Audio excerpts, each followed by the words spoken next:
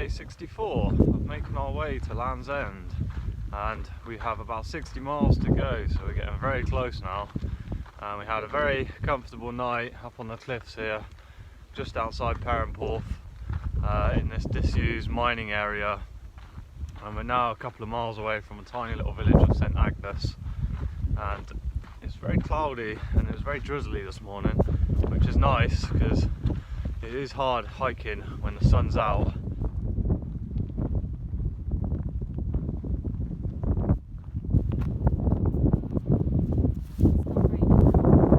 Yeah, it's starting to rain.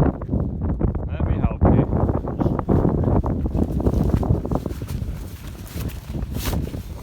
There you go. Covers are on. It's starting to rain.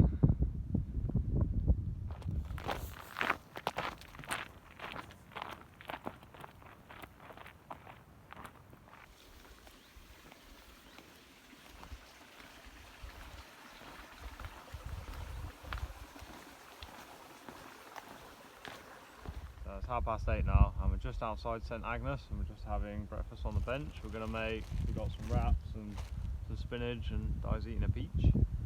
We're overlooking the sea at the moment. It's lovely, and the weather is very overcast, and it's been raining a little bit, and yeah, it's starting to rain again. So but it's nice because it's not baking hot, so it's nice to have some cooler weather because it's a lot easier to hike.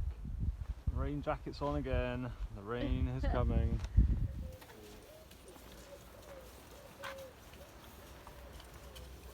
It's 9:30 now, and we're just leaving St Agnes, which is one of Cornwall's largest villages, I learned on the board outside the toilets. And we're climbing again because it's the coast path and we're in Cornwall, so we're climbing up lots of hills, but again it is just stunning here even when it's overcast and cloudy. We're very much enjoying this last bit of our trip down to Land's End, and the next little village we get to is Porthtowan, which is just over 4 miles away.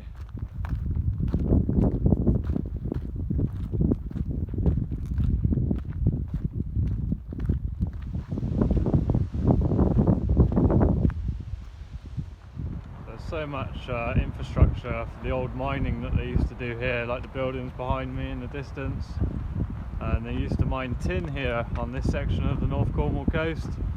And what they used to do is they dig mine shafts down the cliffs and then go out to sea under the sea floor a couple of miles. They were just mining tin out of the bedrock, and it's pretty crazy to think about those guys a few miles out to sea in a little tunnel about 150 years ago.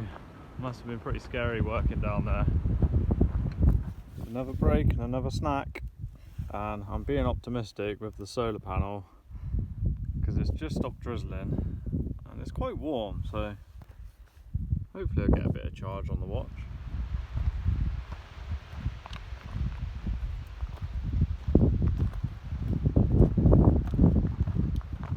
It's 12:30 and we're just leaving Porthtowan now. Up, surprise surprise, another very steep hill. And it's now just under 4 miles to Portreath, which is quite a bigger town, which we will have a break at. And the weather is cloudy but very warm now, and the rain has eased off again. Whew, hey. You alright, Di? A big hill. It is a big hill.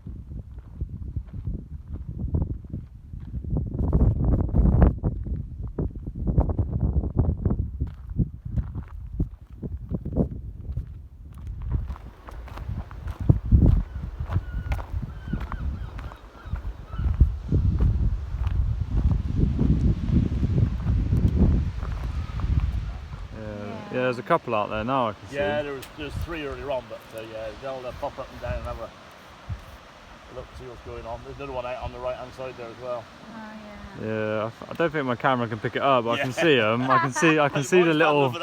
I can see the little seals out there, but phone is, yeah, I can see them, but yeah, the camera won't pick it up. But yeah, they're cute little seals. You There we are, look. And then they'll pick them up, and then what they do then is Oh, they work out all the markings then. Oh, Wow. that's a great picture, and that's from here. Yeah. Well, you got a big enough lens, I Oh, suppose. yeah, that's what I was saying, compared to your, So cool. Yeah. trying to take it on your So little cool. phone there, it's Cool. going to be Yeah.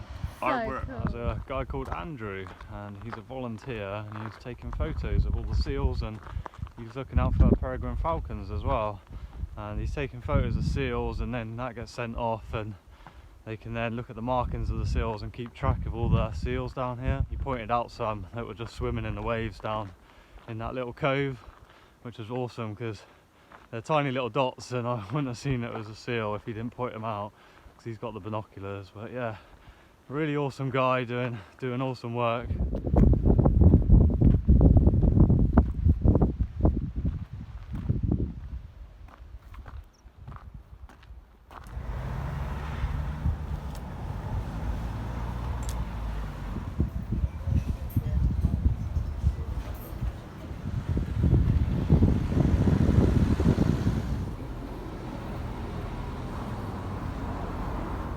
It's 4:20 now, and we're on 12.3 miles, and we've just left Portreath, and it's a really nice town. It's a bit of a surfing town again. They all are on the North Cornish coast. We just went to a little local bakery, went to a shop, had some pasta. I've got a vegetable Cornish pasty in my bag, ready to eat later. And now we're 11 miles away from the town of Hale.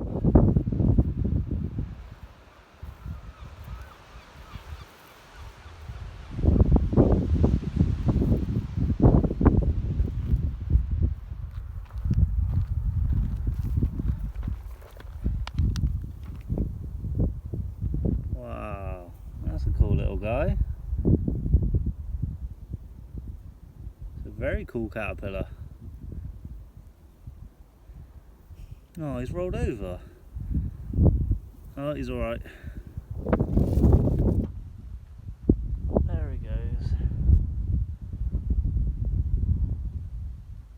That was a very cool caterpillar. It's very green with little white spots, but we safely picked him up and put him off the path so he doesn't get trodden on by other hikers. So it's 5 to 6 now, and it's time for a break, and it's time to eat my pasty.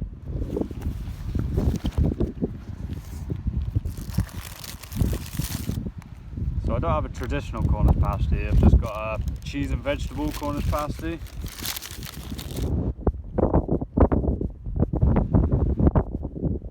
Tastes pretty good.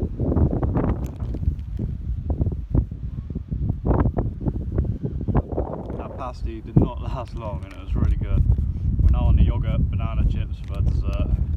So it's 6:15 now, and we're on 16 miles walked, and it's 6.5 miles to Hale. We're trying to push there for tonight, and hopefully that food gives us the energy to do it.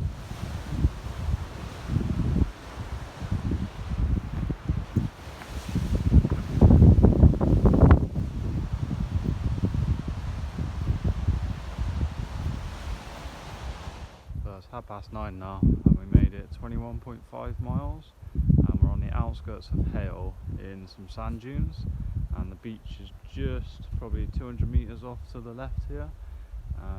Put the tents right by this big sand dune, which is blocking us from the wind because it's quite windy. And yeah, so we've got a couple of holiday parks here as well. It's really urban, there's lots of people about.